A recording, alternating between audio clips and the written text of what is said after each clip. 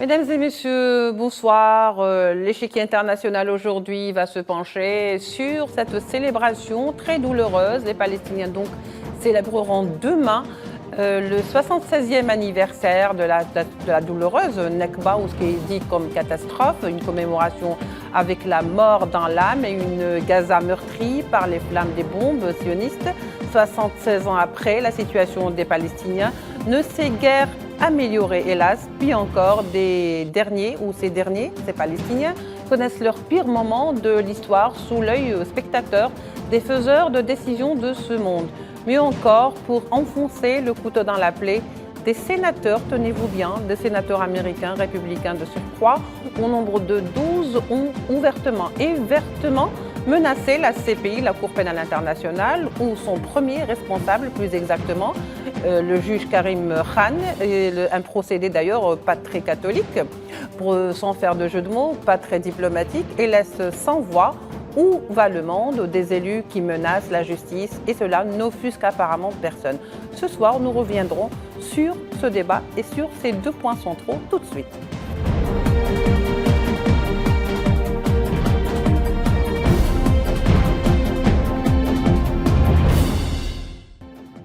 Alors, je le disais, pour en parler, nous recevons avec beaucoup de plaisir nos deux invités pour ce soir. Omar Benberti, expert des questions internationales, qui est avec nous en direct par Skype depuis Oran. Omar Benberti, bonsoir. Bonsoir à vous, bonsoir à tous les téléspectateurs et merci de l'invitation. Merci d'être avec nous. Gabriel Galis, président de l'Institut international de recherche pour la paix, basé à Genève, est avec nous également en direct depuis Genève. Monsieur Gabriel Galis, bonsoir. Bonsoir à tous et bonsoir à vous. Alors, pour commencer, messieurs, d'abord, voyons cette commémoration, ou cette douloureuse commémoration quand même, la Nakba, en 1948, était proclamée, donc l'antitessionniste, l'État de l'antitessionniste, au détriment de tout un peuple palestinien, donc finalement voué à l'exode, à l'errance. Et 76 ans après, Omar Benberti, quel constat peut-on faire ? Visiblement, le seul constat que l'on puisse faire, c'est que rien n'a changé. Lorsqu'il y a eu la Nakba, la catastrophe, l'État créé artificiellement est venu et on a assassiné, on a tué, on a chassé, on a fait fuir, on a massacré, on a vidé des villages entiers. Et donc, à partir de ce moment-là, ces pauvres Palestiniens, certains ont fui et donc se sont réfugiés dans les pays limitrophes, d'autres sont partis à l'étranger. Mais toujours est-il qu'il y a eu déjà des crimes monstrueux commis à cette époque. Et ça n'a pas cessé. Ça n'a pas cessé, ça continue encore aujourd'hui, puisque le seul objectif que développe l'antitessionniste, c'est effectivement de faire disparaître complètement ce peuple palestinien parce qu'il considère que cette terre lui appartient. Et ça, c'est un discours qui a été développé par le sionisme international depuis plus d'un siècle. Et à partir de ce moment, on comprend aisément que M. Netanyahou, aujourd'hui, le chef du gouvernement israélien, ne négociera en aucune façon et d'aucune manière une paix. Parce que son objectif, il a dit et répété 1 milliard de fois, que ce soit dans les années 80 ou que ce soit récemment, il a toujours été partisan de la destruction et de l'anéantissement du peuple palestinien. Oui, très bien. Gabriel Galis, alors 76 ans après, quelque chose a changé. Est-ce qu'il y a quelque chose qui a changé pour les Palestiniens? Est-ce que ce n'est pas de pire en pire finalement? Si, moi j'étais de ceux dans ma jeunesse qui s'imaginaient que la cohabitation était possible entre Israéliens et Palestiniens. Je fréquentais des jeunes juifs français qui m'expliquaient que les choses étaient possibles. Et puis je me suis aperçu, notamment après 67, que les choses devenaient de plus en plus difficiles. Et puis depuis 20 ou 30 ans, ça devient carrément manifeste. D'ailleurs, moi, je ne me résous pas du tout à l'appellation la guerre d'Israël contre le Hamas. Je crois que visiblement, c'est une appellation fausse, trompeuse et insidieuse. parce que d'abord le Hamas n'était pas tout seul. Vous savez qu'il y avait 8 autres groupes politiques et militaires à ses côtés le 7 octobre. Et deuxièmement, c'est pas en tirant avec des bombes de plusieurs tonnes sur des civils qu'on mène une guerre à proprement parler. Donc visiblement, c'est bien le peuple palestinien qui est ciblé. Et c'est lui qui est la victime. Israël ne respecte aucune des résolutions des Nations Unies, même la résolution 181 qu'il a constituée, il l'a interprétée à sa façon. Et donc, il y aurait dû y avoir un référendum, il n'y a pas eu de référendum, enfin les spécialistes connaissent mieux la chose que moi. Mais la situation s'aggrave et je suis de ceux qui l'ont dénoncé à plusieurs reprises et depuis plusieurs mois, nous avons même fait des propositions d'intervention pour sauver la population de Gaza. Oui. Omar Ben Barty, alors on va prendre les choses comme ça petit à petit pour avancer ou tenter de mettre la lumière sur certaines zones d'ombre. Alors on dit que de toute façon le 7 octobre anéantit tout espoir, aussi minime soit-il, de paix ou même de solution à 2 États à Gaza aujourd'hui et qu'il replonge finalement les Palestiniens à la case départ. Est-ce que cette phrase n'est pas un peu fourbe quelque part à partir du moment où elle laisse présager ou croire qu'avant le 7 octobre 2023, il y avait un espoir de solution à 2 États, où il y avait un espoir de paix entre les deux, alors que dès le départ c'était tronqué?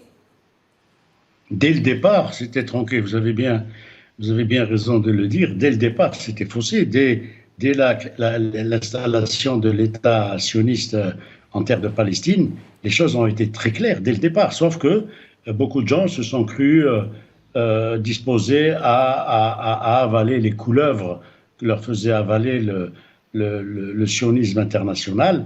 Et donc, on découvre malheureusement, vous dites dans votre texte 70 ans après la NEPCA, l'histoire se répète-t-elle? Non, l'histoire ne se répète pas. L'histoire, elle est en train de suivre un processus qui consiste à faire en sorte qu'une décolonisation est en cours depuis 76 ans. Oui. Cette décolonisation, nous, on a mis en Algérie, on a mis 132 ans pour se débarrasser du colonialisme. Elle commence, elle ne fait que commencer. C'est pourquoi je dis qu'aujourd'hui, les Palestiniens ont heureusement compris qu'il n'était plus question de négocier quoi que ce soit avec qui que ce soit, puisque les États-Unis d'Amérique, qui sont le principal fer de lance de cet État, cette entité sioniste, ceux-là ont tous déclaré, tous les présidents, que ce soit Barack Obama, etc. Le seul, je pense, qui a eu une attitude quelque peu négative à l'égard d'Israël, c'était Jimmy Carter. Mais vous voyez le sort qu'ils lui ont fait subir, malgré le fait qu'il ait obtenu le prix Nobel de la paix. Mais toujours est-il que les fondateurs, Ben Gourion et compagnie, de cette entité sioniste, avaient dès le départ, avec les milices qui étaient les leurs, ils ont commencé à massacrer ces populations. Oui. Ils n'ont pas fait fuir les gens, ils n'ont pas dit aux gens enlevez-vous de là, on va s'y mettre. Ils les ont massacrés, ils ont investi Deir Yassin, par exemple, a été investi dès la Nekba, dès le début, dès le premier jour, et ils ont assassiné les femmes enceintes, ils ont tué tout le monde. Donc ils ne font que refaire ce qu'ils ont toujours fait et ce que le colonialisme fait depuis toujours. À partir de ce moment, ce qu'il y a lieu de faire aujourd'hui, ce que fait un monsieur comme Senwar, comme Yahya Senwar, c'est de dire maintenant avec ces gens, il n'y a plus de discussion possible, il n'y a que la guerre qui fera en sorte que nous puissions nous libérer, comme le FLN l'a fait le 1er novembre 1954, comme le Vietnam l'a fait, et ainsi de suite. Voilà, ce qui a été donc pris par la force ne peut être repris que justement par la force. Justement, Gabriel Gallis, on a du mal aujourd'hui à faire admettre la Palestine en tant que membre à part entière au sein de l'ONU, du Conseil de sécurité, alors que, avec un revers de la main, l'entité sioniste ou l'État de l'entité sioniste a été donc proclamé en tant qu'État à part entière en 1948, et ça ne s'est pas fait difficilement de la part de ce qui était appelé donc à l'époque l'ONU. Pourquoi cela pose tellement de problèmes pour les Palestiniens? Oui, mais il faut quand même voir qu'Israël a été assez subtil, habile, rusé, parce qu'en même temps qu'il commettait des massacres, il roulait la communauté internationale dans la farine. Il y a eu des engagements qui ont été pris par Ben Gurion, il y a eu des engagements auprès de l'ONU qui n'ont pas été tenus. Il faut quand même le rappeler, ça.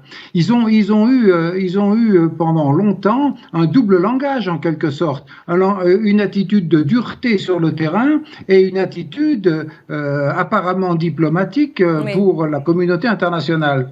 Donc maintenant, je crois que ça marche plus parce que ils sont allés de plus en plus loin. Je pense qu'il faut voir et la Cisjordanie et Gaza. Et les deux fronts sont en réalité l'illustration de leur politique avec cette colonisation croissante, la destruction des oliviers, les meurtres, pas seulement à Gaza, mais en Cisjordanie, le mur de sécurité qui n'a toujours pas été démoli 20 ans après la décision de la Cour internationale de justice de le faire démolir, demandant au Conseil de sécurité de mettre en œuvre les moyens pour la démolition de ce mur.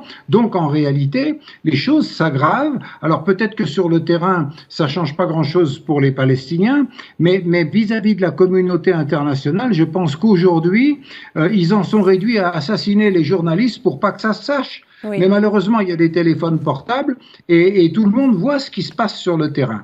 Donc, on est dans une situation très grave. Les États-Unis se comportent en parrain au sens mafieux du terme de l'État d'Israël et de ses crimes. Et par conséquent, ils s'assiedent sur la communauté internationale et sur les votes de la communauté internationale. Donc ça, c'est très grave parce que on a bel et bien une espèce de division du monde qui est en train de s'aggraver, qui était déjà apparue avec l'Ukraine, mais qui est en train, avec la question de Gaza actuellement, avec son appendice en Cisjordanie, parce qu'il ne faut pas oublier qu'il se passe des choses en Cisjordanie, c'est en train de devenir un gouffre, et on voit bien que c'est l'Afrique du Sud qui a conduit l'Afrique du Sud post-apartheid. C'est quand même un élément nouveau, ça, c'est que l'Afrique du Sud se fait le porte-parole du Sud global. Oui, c'est d'ailleurs l'Afrique du Sud qui a tenu le 10 et le 11 mai dernier, c'est-à-dire il y a 2 jours de cela, une conférence mondiale contre la ségrégation, la discrimination et bien sûr le racisme exercé par l'antisémitisme sur les Palestiniens. Omar Ben Barti, alors j'aimerais qu'on revienne aussi sur cet aspect de ces fameux sénateurs américains. Ces 12 sénateurs, ils seraient donc 12 des républicains, qui donc auraient signé une lettre adressée au bureau du procureur général de la Cour pénale, Karim Khan, dans laquelle ils menacent, je reprends, de sévères sanctions si ce dernier émettait un mandat d'arrêt contre le Premier ministre Benyamin Netanyahou. C'est un peu du banditisme, permettez-moi l'expression. On est très loin du procédé diplomatique utilisé par le passé. Que se passe-t-il ? Votre invité, M. Gabriel Gallis, a dit précisément les choses.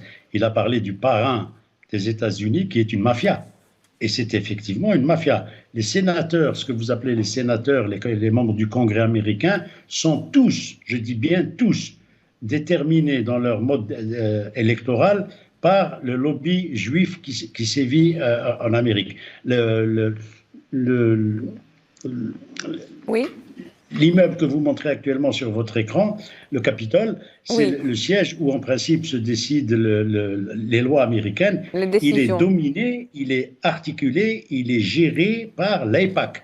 L'AIPAC, c'est l'association de tous les Juifs d'Amérique qui fait en sorte qu'aucun sénateur, aucun membre du Congrès ne puisse passer au niveau d'avoir un poste au Capitole s'il n'a pas l'onction financière.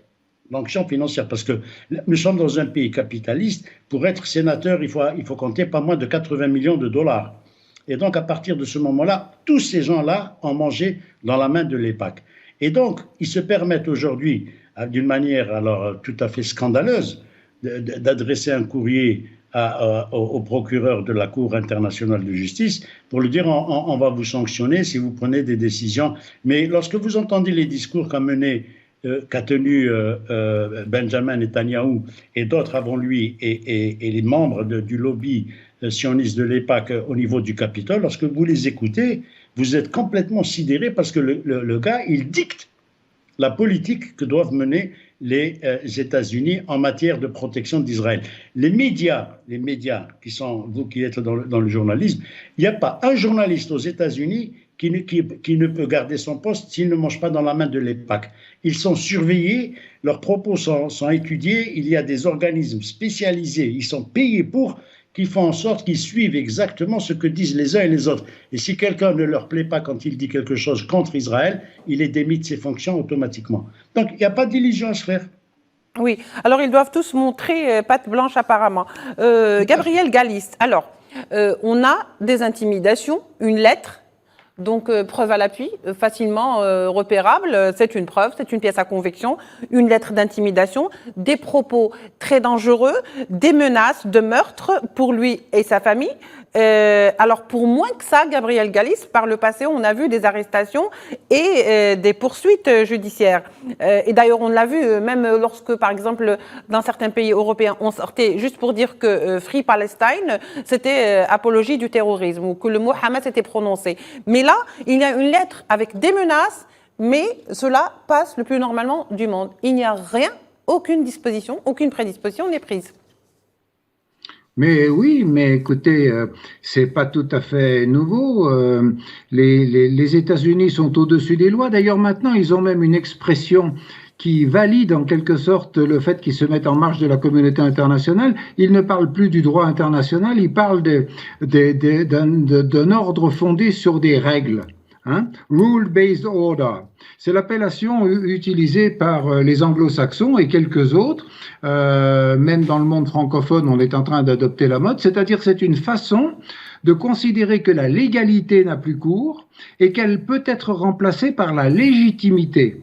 Et vous voyez très bien que la légitimité, c'est une notion subjective. C'est pas une notion juridique, la légitimité. Chacun a la sienne. Donc, c'est la première remarque qu'on peut faire. Ajoutons que Trump avait déjà menacé, souvenez-vous, la Cour pénale internationale des sanctions en disant vous êtes interdit de voyage aux États-Unis. C'est pas tout à fait nouveau, cette décision. Et d'ailleurs, le président Biden, s'il a pris une tournure un peu plus polie, un peu moins agressive que celle des sénateurs dont on parlait, il est sur la même position en ce sens qu'il dit qu'il ne reconnaîtra pas les décisions de la Cour pénale internationale et que s'attaquer à Israël, c'est s'attaquer aux États-Unis.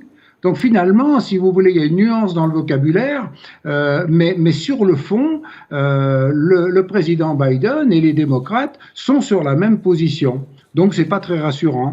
Ajoutons quand même un dernier mot, c'est que la Cour pénale internationale et le procureur Khan ne sont pas non plus des anges. Oui, alors moi je suis solidaire d'eux quand ils sont attaqués, mais je n'oublie pas que le procureur Khan a mis 2 jours pour condamner et lancer une procédure contre le président Poutine. Mais qu'à peu près au même moment, il décidait de ne pas lancer une procédure contre les États-Unis pour des crimes commis en Afghanistan, avec le curieux prétexte que les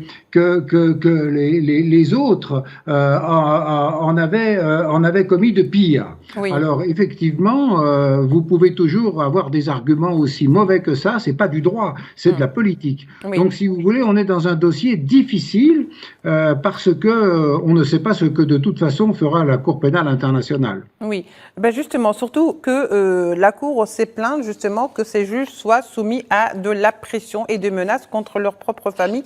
Concernant par contre le procureur général de la Cour pénale, Karim Ahmed Khan, on sait très bien que c'est une personnalité très controversée. On l'a vu avec la guerre en Ukraine, comme vous le disiez.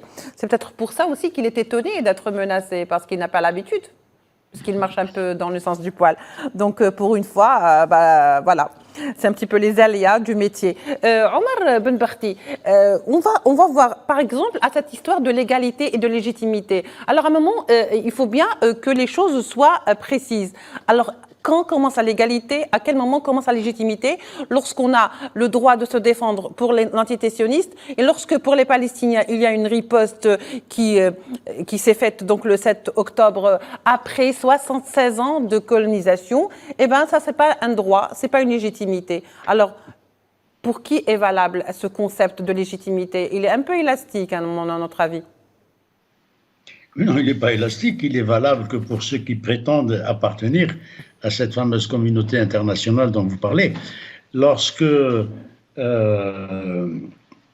lorsque les États-Unis d'Amérique ont tué 500 000 personnes en Irak, c'était au nom de quelle légitimité, au nom de quelle légalité? Il n'avait ni le feu vert des Nations Unies, il n'avait le feu vert de personne.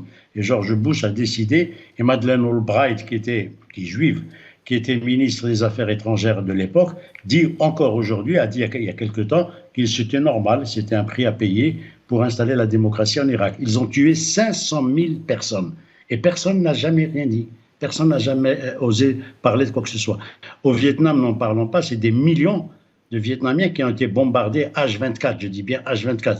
J'avais 20 ans à l'époque, et quand le Vietnam était bombardé tous les jours par des B-52 américains. Qui parlait? Qui a parlé? Personne. Et donc en Algérie, lorsque le 8 mai 1945, nous n'en sommes pas loin, l'armée française a tiré sur 45 000 personnes qui étaient des pauvres malheureux qui réclamaient uniquement d'être reconnus pour avoir aidé la France à se libérer du nazisme, on les a assassinés, on les a tués, on les a enfumés, on les a brûlés, on a fait des massacres épouvantables. Donc, légitimité, légalité, tout ça, c'est du pipeau. La seule question valable que l'on peut se poser aujourd'hui, et qui s'est toujours posée, c'est de dire l'apartheid, pour le terminer, il a fallu que l'ANC s'organise. On a mis Nelson Mandela pendant 25 ans en prison. Les Algériens, pour se libérer, ils ont fait une guerre de libération qui a duré 7 ans et demi. Les Palestiniens, ils ont aujourd'hui compris. Yahya Senwar, c'est lui qui libérera la Palestine. C'est pas Abbas et compagnie. C'est pas la discussion. C'est pas Oslo. C'est pas vrai. La seule façon que... Et les Juifs le savent, ça. Les accords d'Oslo sont désuets, carrément.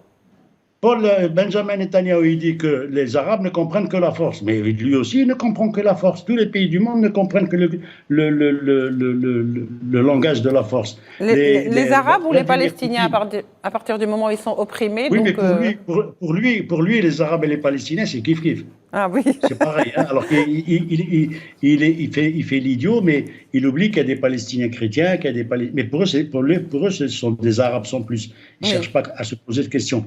Oui. De la même manière qu'au Liban, il y a des chrétiens en Syrie et ailleurs. Bref, le problème, il n'est plus dans la légitimité, dans la légalité. Le problème, il est dans le rapport de force. Et si Vladimir Poutine, aujourd'hui, est en train de donner une fessée, je dis bien une fessée, à l'OTAN, c'est parce qu'il détient la force. Sinon, il y a longtemps qu'il aurait bouffé, complètement.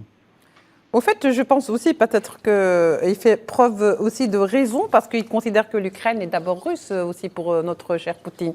Alors, Gabriel Galis, pour terminer, un mandat d'arrêt lancé par la CPI, si tel est le cas, si cela devait être vrai, et si ça devait donc se produire, pourquoi fait-il autant peur aux États-Unis, au président Biden, qui met en garde, et à ses républicains, et apparemment à beaucoup d'autres personnes? Est-ce que réellement, ils sont dans la crainte? Ou est-ce que c'est juste une parodie? J'ai du mal à être dans la psychologie des dirigeants des États-Unis d'Amérique. Je peux faire des hypothèses.